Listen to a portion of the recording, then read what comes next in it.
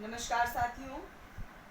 अब मैं अभी आपसे चर्चा कर रही हूँ शिक्षण योजना कैसे बनाई जाए। शिक्षण योजना पर पिछले वीडियो में मैंने आपके साथ ये चर्चा की थी जिसमें शिक्षण के महत्वपूर्ण बिंदु थे और उसमें नंबर 3 बिंदु था विधि कैसे पढ़ाएंगे। ये शिक्षण योजना में हमारे लिए एक महत्वपूर्ण बिंदु है जिस पर हमें सकारात्मक रूप से सोच विचार कर अपनी शिक्षण योजना को तैयार करना है। अगर हम चाहते हैं कि हमारी शिक्षण योजना हमें 100% प्रभाव दे और 100% लर्निंग आउटकम को बच्चों को दे तो हमें इस विधि पर अत्यंत सोच कर कार्य करना होगा और शिक्षण विधि को अच्छे तरीके से, प्रभावशाली तरीके से बच्चों के बीच में प्रस्तुत करना होगा।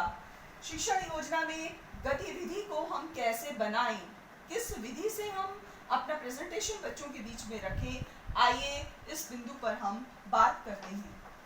जैसा कि आप देख पा रहे हैं, शिक्षण विधि में एक मेथड मैं आपके समक्ष लेकर के आई हूँ, ERAC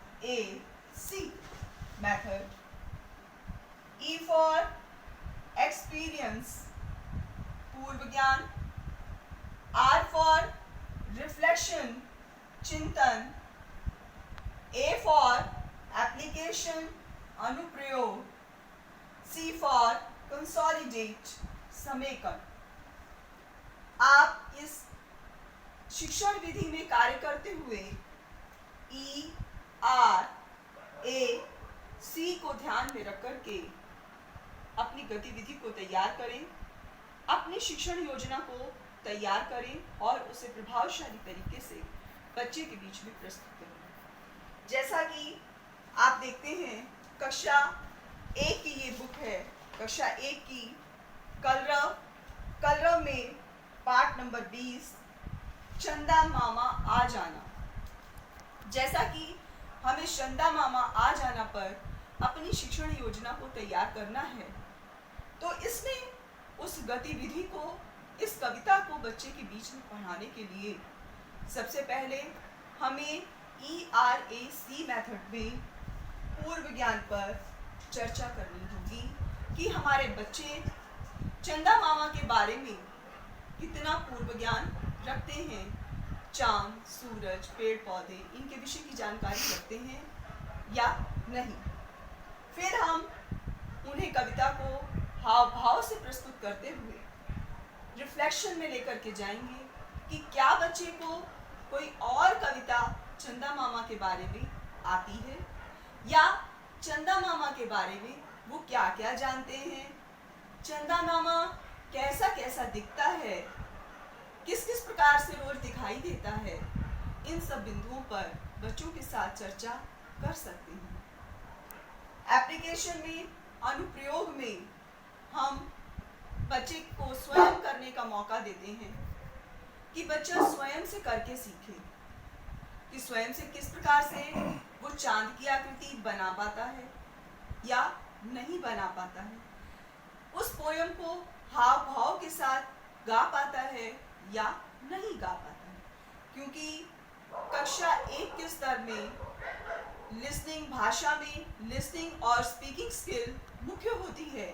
इस लिसनिंग और स्पीकिंग स्किल को प्राप्त कर पाता है, जो कि हमारे आउटकम का उद्देश्य है। क्लास 1 का स्तर और शिक्षण योजना को बनाने में हमें ये पूर्ण रूप से ध्यान रखना है कि हमारी कक्षा का स्तर कैसा है, हम किस स्तर के बच्चों को समझाने और पढ़ाने जा रहे हैं, तभी हम अपने लर्निंग आउटकम को प्राप्त कर सकेंगे।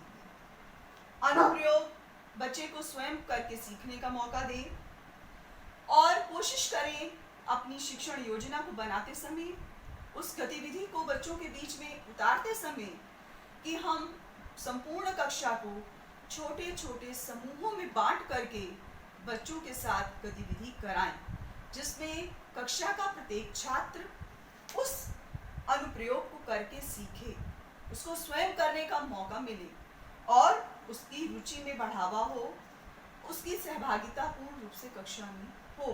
वो निष्क्रिय रूप से ना बैठा रहे।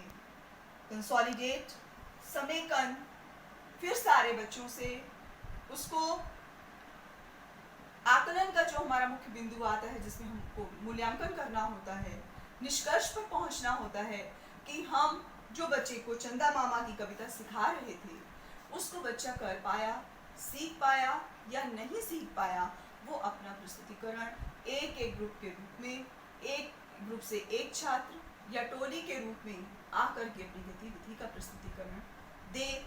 इस प्रकार से ERAC मेथड बच्चों के लिए शिक्षण योजना में शिक्षण विधि को, गतिविधि को बनाने के लिए बहुत ही उपयुक्त है।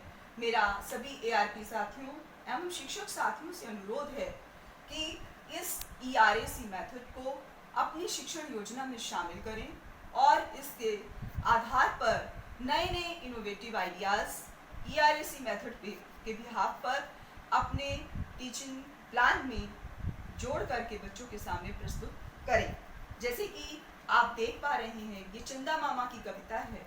इस कविता के अतिरिक्त बच्चे को कोई और कविता का प्रस्तुतिकरण देना, जैसे चंदा मामा दूर के पुए पकाए खजूर के, आप खाए थाली में बच्चों को दे प्याली में, मम्मी का पैसा गोल, इस प्रकार की अनेक कविताएं छोटे में बच्चों को आती हैं, जिसका हम उदाहरण दे करके अपनी इस कक्षा शिक्षण की विधि को, अब अपनी शिक्षण योजना को और प्रभावी ढंग से ERAC के माध्यम से बच्चों के बीच में रख सकते हैं। धन्यवाद।